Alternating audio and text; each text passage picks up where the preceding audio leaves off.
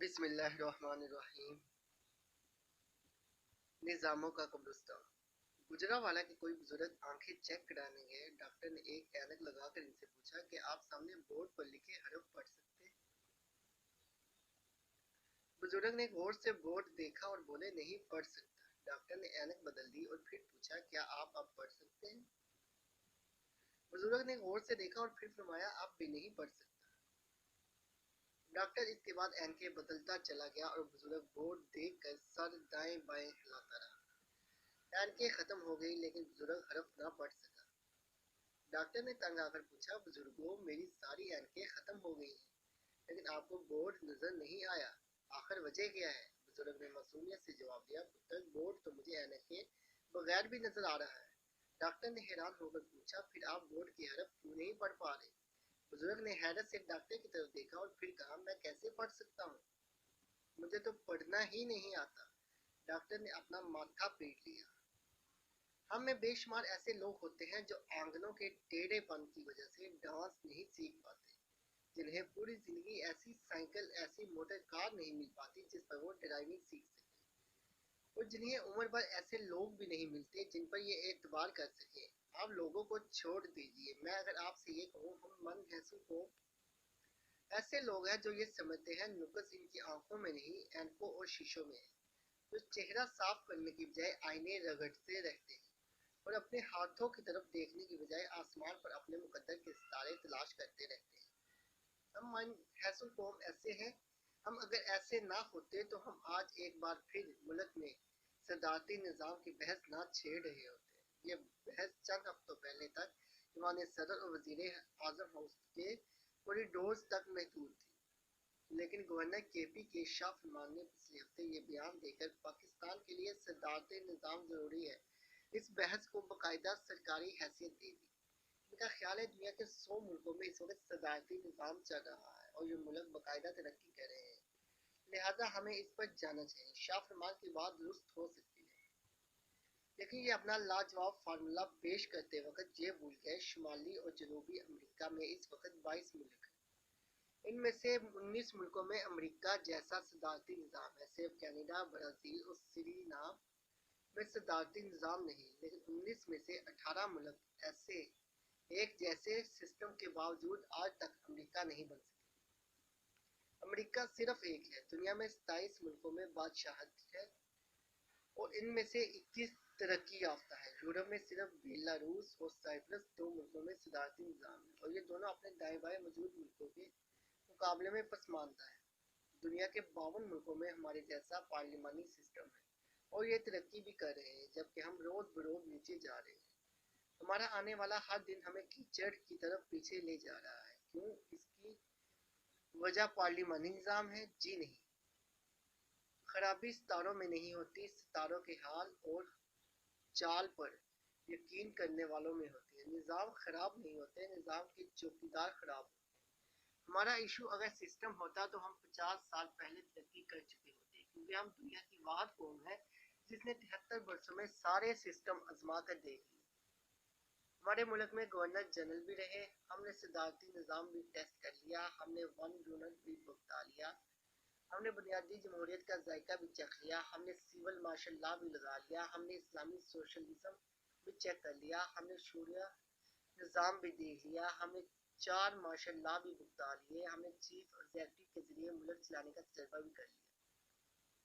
ہم نے 3 ایسے صدور بھی دیکھ لیے جو صدر بھی تھے اور آرمی چیف بھی، ہم نے 3 ریفرنڈم بھی کرا لیا، ہم نے پارلیمانی نظام بھی چیک کر لیا۔ ماشاءاللہ ہم 73 برسوں میں سارے نظام ٹیسٹ کر چکے ہیں، بس ریاست مدینہ اور بادشاہت باقی ہے، اور یہ حکومت اگر اسی طرح چلتی رہی تو ہم بادشاہ معظم ذل الہی سلطان اور خلیفہ بھی دیکھ لیں گے، اور ہم انشاءاللہ بانک کی کمائی سے اسلام کی اشاعت ثانیہ بھی فرما لیں گے، اور غلام اور خلیفہ اور بکری اور شیر دونوں ایک ہی گاٹ سے پانی پی رہے ہوں۔ کھانا ظاہر ہے ان کے نصیب میں نہیں ہوگا۔ میرا سوال یہ ہے گورنر جنرل کا سسٹم ہو یا صدارتی پارلیمانی اور بنیادی جمہوریت کا نظام ہو یا پھر اسلامی سوشلزم ہو، یہ سارے نظام دنیا کے کسی نہ کسی خطے میں موجود ہیں، یہ وہاں ٹھیک ٹھاک کام بھی کر رہے ہیں، لیکن یہ سارے سسٹم پاکستان میں فیل ہو گئے۔ کیوں؟ کیونکہ غلطیاں نظاموں میں نہیں ہوتی، ہم میں تھی، دھند آئینوں میں نہیں تھی، ہماری آنکھوں میں ہے، اور ہمیں بہرحال کسی نہ کسی دن یہ ماننا ہوگا انسان اگر کام نہ کرنا چاہے تو فرشتوں کا سسٹم بھی فیل ہو جاتا ہے، اور ہم اگر کچھ کرنا چاہے تو دنیا کے ناکام ترین نظام سے بھی پھول اور پھل نکلنے لگتے ہیں، لیکن ہم اپنے اوپر توجہ دینے کی بجائے نظاموں کے پیچھے دوڑ رہے ہیں، ہم این کے بدل بدل کر خود کو مطمئن کر رہے ہیں، چنانچہ ہم ایک بار پھر کیلے پر پاؤں رکھ رہے ہیں، اور نتیجہ اس بار بھی وہی نکلے گا جو پچھلی پھسلن کا نکلا تھا، ہم ایک بار پھر ہڈیاں تڑوا کر واپس آ جائیں گے۔ یہ باتیں اب زیادہ ڈکی چھپی نہیں رہی، وزیر اعظم کے احباب انہیں مشورہ دے رہے ہیں، ساری خرابیاں پارلیمانی نظام کی دین ہے، یہ سسٹم ان پڑھوں، نا تجربے کاروں، نالائقوں اور کرپٹ لوگوں کے اوپر لے آتا ہے، یہ لوگ حلقوں کے ایکسپرٹ ہوتے ہیں، یہ الیکشن لڑنا اور جیتنا جانتے ہیں، چنانچہ یہ سیاسی جماعتوں کو بلیک میل کر کے ٹکٹ لے لیتے ہیں، اور پھر یہ اسمبلیوں میں گروپ بنا کر وزارتیں لے لیتے ہیں، اور وزیر اعظم ان کے ہاتھوں بلیک میل ہوتے رہتے ہیں۔ یہ احباب عمران خان کو بار بار بتا رہے ہیں، لوگوں نے 2018 میں صرف عمران خان کو ووٹ دیے تھے، عوام دوبارہ عمران خان کو ووٹ دیں گے، چنانچہ خان صاحب کو اگلے الیکشن سے پہلے ان بلیک میلرز کا مافیا توڑنا ہوگا، اور یہ صرف صدارتی نظام ہی کے ذریعے ممکن ہے۔ یہ لوگ سمجھتے ہیں مارچ 2021 میں سینیٹ کے الیکشنز کے بعد عمران خان کی پوزیشن مضبوط ہو جائے گی، اور یہ بڑی آسانی سے جوائنٹ سیشن بلا کر ملک کی پارلیمانی سے صدارتی نظام میں شفٹ کر سکیں گے، اور یہ اگر ممکن نہ ہوا اور یہ قانون اور آئینی لحاظ سے ممکن بھی نہیں تو ریفرینڈم کرا کر پورے ملک سے بھی رائے لی جا سکتی ہے، اور اگر اپوزیشن اور عدلیہ کی طرف سے رکاوٹ آئی تو عمران خان کم از کم ایم این ایز کا مافیا اور حلقوں کی بلیک میلنگ توڑنے کے لیے پورے ملک کے حلقے ضرور تبدیل کر سکتے ہیں، یہ پورے ملک کے ووٹروں کو کل حلقوں پر تقسیم کر کے سارے حلقے برابر کر دیں گے، جس کے بعد تمام حلقوں کے ووٹ برابر ہو جائیں گے، تو برادریوں کا زور بھی ٹوٹ جائے گا اور روایتی سیاست دانوں کی شطرنج بھی بکھر جائے گی، اور اس کا فائدہ پاکستان تحریک انصاف اور اس کی اتحادی جماعتوں ایم کیو ایم، کاف لیگ اور گرینڈ ڈیموکریٹک الائنس کو ہوگا۔ پنجاب میں پاکستان مسلم لیگ نون، سندھ میں پاکستان پیپلز پارٹی اور کے پی کے میں اے این پی کی سیاسی دیواریں گر جائیں گی، لیکن سوال یہ ہے کیا یہ ہو سکے گا؟ اس کا جواب مولوی صاحب کے اس لطیفے میں چھپا ہے، جس میں کسی مولوی صاحب نے پوچھا تھا انسان اگر نماز پڑھ رہا ہو اور شیر آ جائے تو انسان کو نماز توڑ دینی چاہیے یا جاری رکھنی چاہیے؟ مولوی صاحب نے سنجیدگی سے فرمایا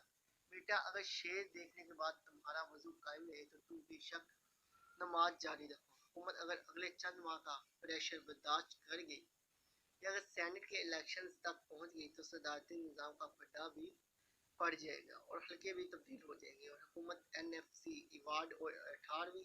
ترمیم میں بھی ترمیم کر لے گی، مگر سردست ہنوز دلی دور است۔ دوسرا سوال کیا اس کا ملک کو فائدہ ہوگا؟ میرا نہیں خیال، کیونکہ ایشو نظام میں نہیں ہم میں ہے، ہم کسی سسٹم سے مطمئن نہیں ہوتے،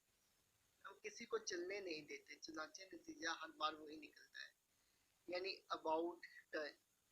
پھر کوئی نیا بندوق علی خان آ جاتا ہے اور وہ بھی پودے کی جڑیں کھود کر بیٹھ جاتا ہے، ہمیں بہرحال کسی نہ کسی دن رک کر یہ ضرور سوچنا پڑے گا ہم آخر کب تک چاند پر بیٹھ کر این کے بدل بدل کے چاند تلاش کرتے رہیں گے، ہم آخر کب تھکیں گے؟ میں جمہوریت پسند ہوں، لیکن میں بھی حالات سے اتنا تنگ آ چکا ہوں کہ میں بھی اب بوانگ دل کہتا ہوں آپ ملک میں بے شک 40 سال کے لیے ماشاء اللہ لگا دیں یا عمران خان کو تاحیات خلیفہ بنا دیں، لیکن ملک کو کم از کم چل دیں،